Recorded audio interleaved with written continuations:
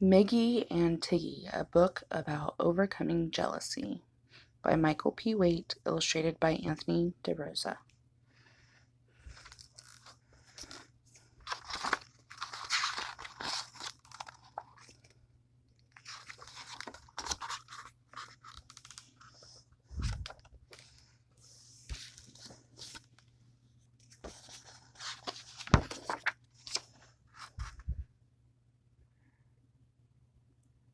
Tiggy just got a new puppy.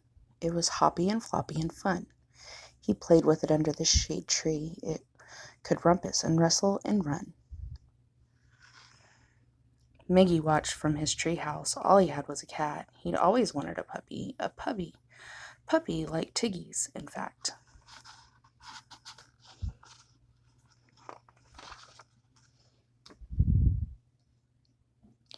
Tiggy was proud of his puppy. He dressed it all up in old clothes. He pulled it around in a wagon, going wherever he chose.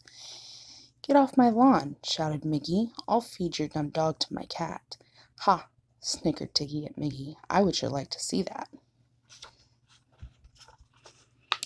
The more Miggy watched Tiggy's puppy, the more and more angry he grew. At night time, he lay awake thinking of mean things he wanted to do. There were hundreds of things Miggy thought of, all of them nasty and mean, but suddenly one idea hit him, a trick that was clever and keen.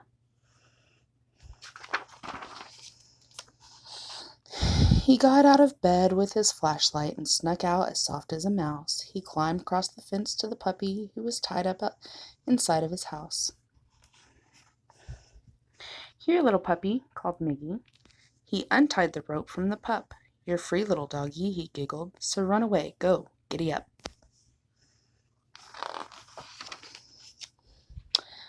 Miggy was snickering softly as puppy ran off in the night, but just then the dog saw his kitty and thought that it looked good to bite.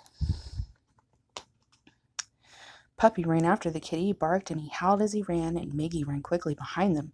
This wasn't part of the plan.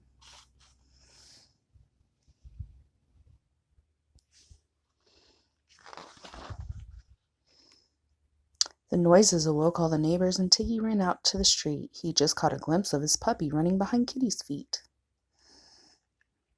"You untied my puppy," yelled Tiggy. He ran up to Miggy to fight. "You shouldn't have teased me," said Miggy. "I think that this serves you right."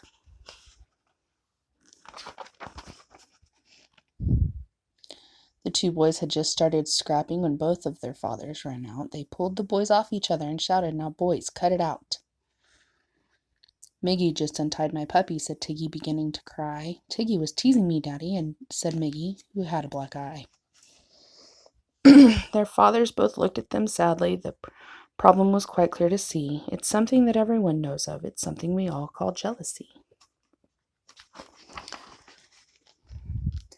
"See what you've done," said their fathers. "Tiggy, you've been very mean. You wanted to make Miggy jealous. It worked very well, you can see. But Miggy, lad, you've been unthankful, for you have a pet of your own. You chose to get jealous of Tiggy while you had a kitten at home." Miggy and Tiggy felt bad now. Both were to blame for their fight. "I'm sorry," they said to each other. "We'll be friends, and starting tonight." And now it was late in the night time. Their pets simply were not around. Their dads told them, "Look in the morning. We're sure that your pets will be found." Early the very next morning, Miggy and Tiggy got up. They got on their bikes and went riding, looking for Kitty and Pup.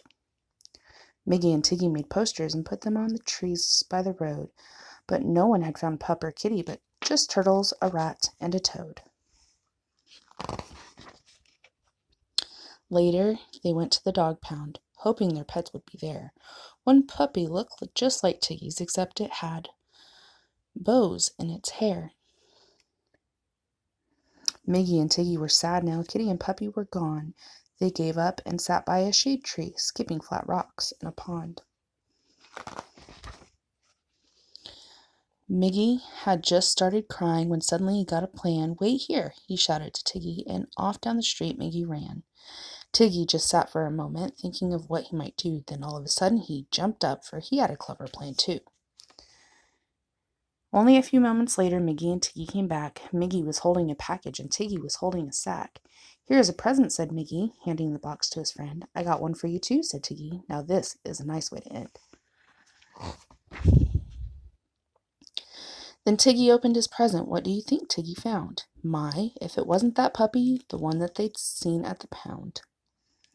Tiggy said, "Thanks a lot, Miggy. It's your turn to open your sack." Out of the bag jumped a kitten. It pushed Miggy down on his back.